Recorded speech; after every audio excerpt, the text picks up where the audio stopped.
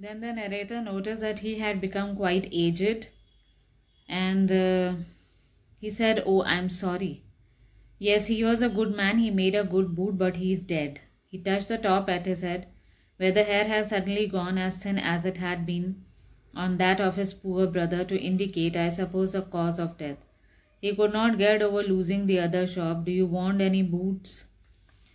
Now here Mr. Gisela had told the reason that his brother had died because he could not get over the shock of losing the other shop. Because there were two shops in which they both were very happy, but now as the other shop had gone to the other person, this had broken him from inside, and so he died. Then he asked if the narrator needed another pair of boots. So the narrator had ordered several pair of boots, and when they came, they were even more better than the previous one. And it was over a year before I was again in London. After a year again, the narrator came to London, and the first shop that came to his mind was his old friend, Mr. Gisela. "I had left a man of 60, I came back to one of 75. Pinched, worn, tremulous, who genuinely this time did not first know me. This time when he came back, it seemed as if Mr. Gisela had turned to a 75-year-old person. Initially when he left him, he was 60 years old. Although in 1 year one never gets 75 years old, but the way in which he appeared this time was very, very pathetic condition of Mr. Gisela. He said, "Oh, Mr. Gisela, how splendid your boots are. See, I have been wearing this pair nearly all the time." So he appreciated that, see, your shoes are still in a working condition, and how they are pretty well. He looked at the boots, a pair of Russia leather, and his face seemed to regain steadiness. So Mr. Gisela first of all could not recognize him because he had grown so thin and so feeble. Then he saw his boots, and then he recognized. So he said, "Do they vid you here?" "I had trouble with that bear, I remember." Then he said, do they hurt you here?" "Because when I was making these pair of boots, initially I had trouble in making them." And then the author assured him that they were pretty well. And then he ordered him some pair of boots again.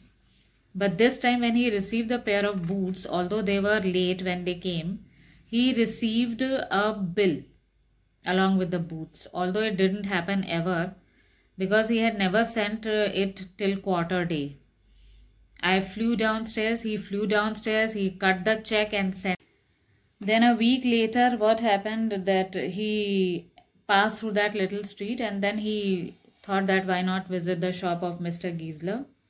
But then he saw the shop was not having that board, and even Mr. Gisela was not present. His name was gone from there. There were some slim pumps, the patent leathers with claw tops and sooty riding boots. He went inside and said, "Mr. Gisela." Then a person who was standing there, he gave a strange look to him. And he said, "No, sir. But we can attend to you. If you want anything from us, we can provide you good quality boots."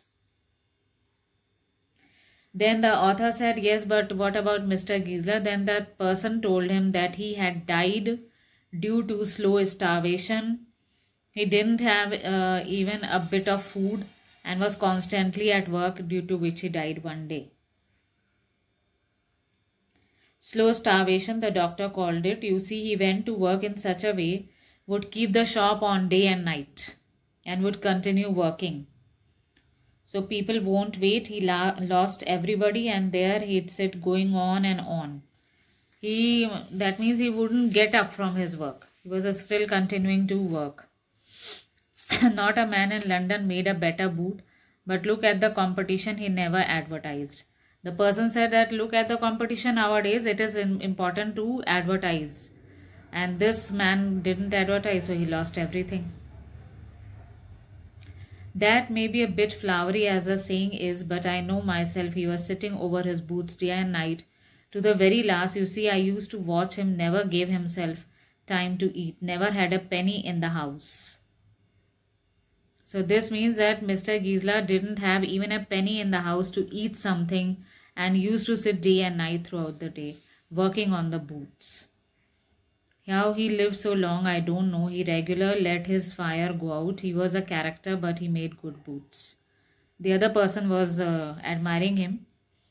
The other person said that he was a good man and he made good quality boots, but I don't know what had made him continuing in such a manner that he used to continue day and night, working.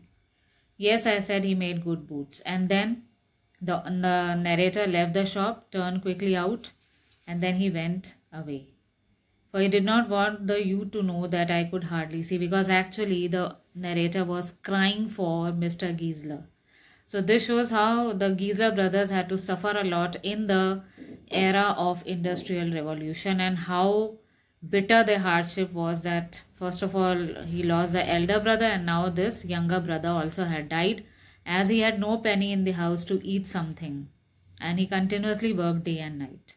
So hope you have understood the story, and if you have understood it, press the like button and subscribe to our channel. Thank you.